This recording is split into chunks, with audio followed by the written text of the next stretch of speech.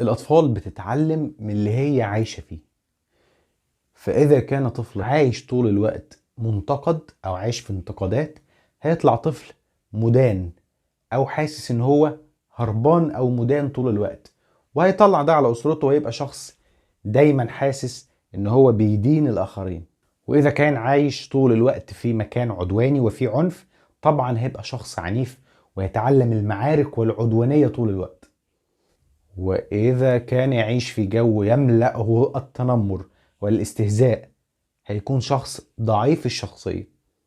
وإذا عيشت طفلك في مذلة، قطعا طفلك هيعيش طول الوقت إن هو حاسس إن هو مذنب، مش مرتاح، شخصيته ضاعت، عنده ضعف وجداني من الداخل.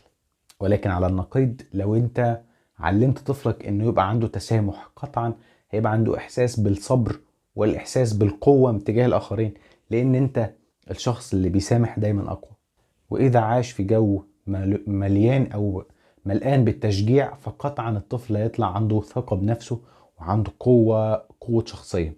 واذا عاش في جو مليء بالصدق او بالانصاف، قطعا هيبقى شخص عادل غير كذاب، وهيطلع عنده احساس بمسؤولية الكلمة اللي بتتقال، وقد ايه قد تكون كلمة تودي ورا الشمس او كلمة تدينك. الطفل بيتعلم من اللي بيعيش عليه. من شب على شيء شاب عليه. يعني الطفل بيتعلم كل تفصيلة من هو في المهد، حتى اذا يعني ما كان قدنا واكبر مننا.